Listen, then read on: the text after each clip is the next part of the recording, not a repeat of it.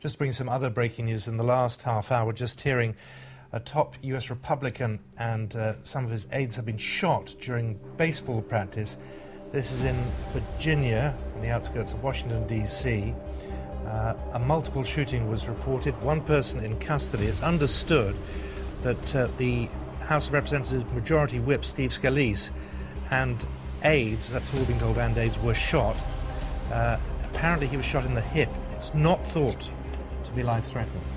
Yes, he's a whip in the Republican-controlled House, and that really makes him one of the most senior figures in Congress. He's a representative from Louisiana. The President, Donald Trump, said he and the Vice President, Mike Pence, were aware of the shooting and are monitoring developments closely. But as Simon was saying, we understand that a gunman has opened fire on Republican members of Congress during baseball practice near Washington, just within the last few hours, wounding several people, including this House of Representatives whip, Steve Scalise. The AFP news agency suggesting that at least 2 law enforcement officers and 1 congressional staffer were also injured in the shooting.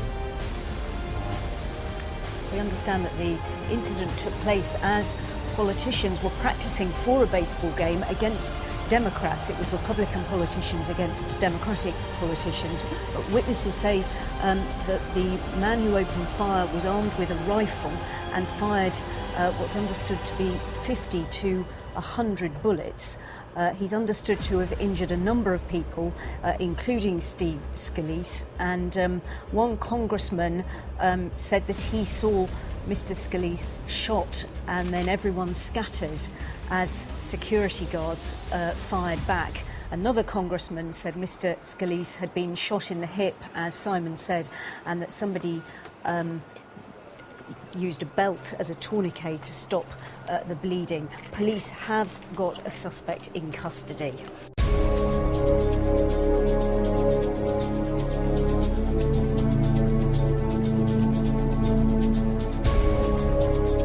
At this time, we have identified 6 shooting victims, including the suspect. The suspect is deceased, as are 3 of the shooting victims.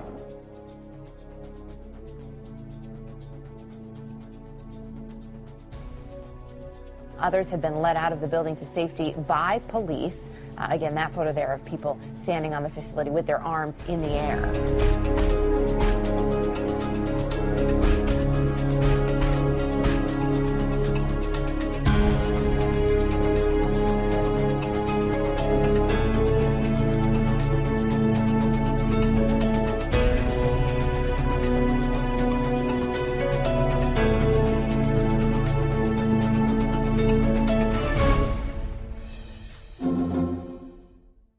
Returning now to London, where a massive fire has engulfed a 27-storey apartment block, trapping an unknown number of people inside the towering inferno. Residents have been desperately screaming for help from windows on the upper floors as massive flames lick the sides of the council block.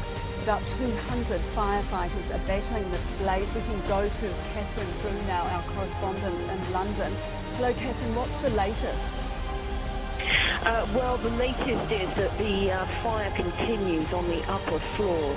We're seeing live pictures from the scene, and it is truly shocking. The whole block is now black with the fire is still raging. Not only smoke, but you can see fire in various apartments, mainly towards the top of the building. It's actually 24 stories, but as you mentioned, 120 apartments.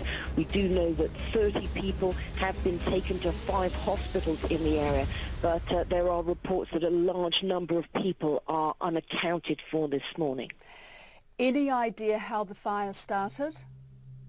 Well, local residents, of course, are speaking to media at the scene, and there are varying reports. Some people saying that it started on the 2nd floor, some residents believing that it started on the 4th floor.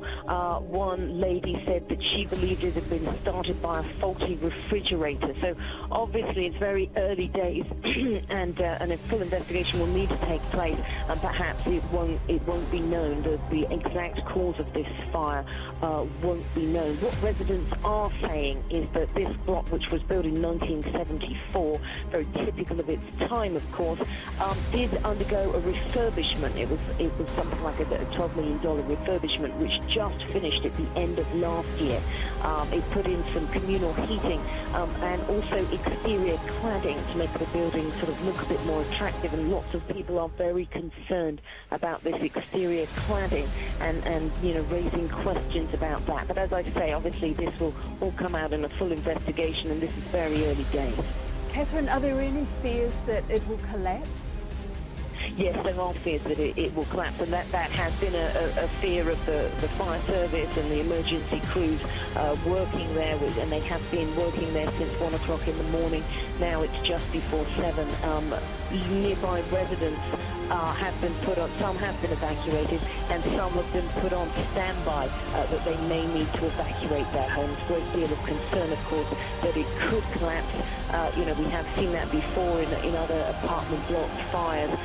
So obviously the whole area is an area that could be under threat. So obviously they're working on that now. At the moment, they're still dousing the fire with flames. And as I said, we can still see flames. The fire very much still going. Catherine, there were reports that a recent blog from the Grenfell Tower Action Group said that there was a temporary notice in the lift that said residents should stay in their flats in the event of a fire. Are you aware of that? No, I'm not aware of that. That's the first that I'm hearing. I have seen residents complaining in the past, or certainly concerns being voiced about communal rubbish just being left, not being collected, that it poses a fire risk. There's also talk that access to the building would be difficult in the event of a fire. I understand the roads are narrow, as most roads are in London, with parking either side. Obviously, access to the site might well have been difficult. As I say, all this will come out, but no, I hadn't been aware of that notice in the block. Residents are saying that there was only one exit, and so, obviously it's unclear at the moment whether that's true, but several witnesses have talked about there only being one exit, which was the stairwell down. Thanks very much, Catherine. That's our correspondent in London, Catherine Drew.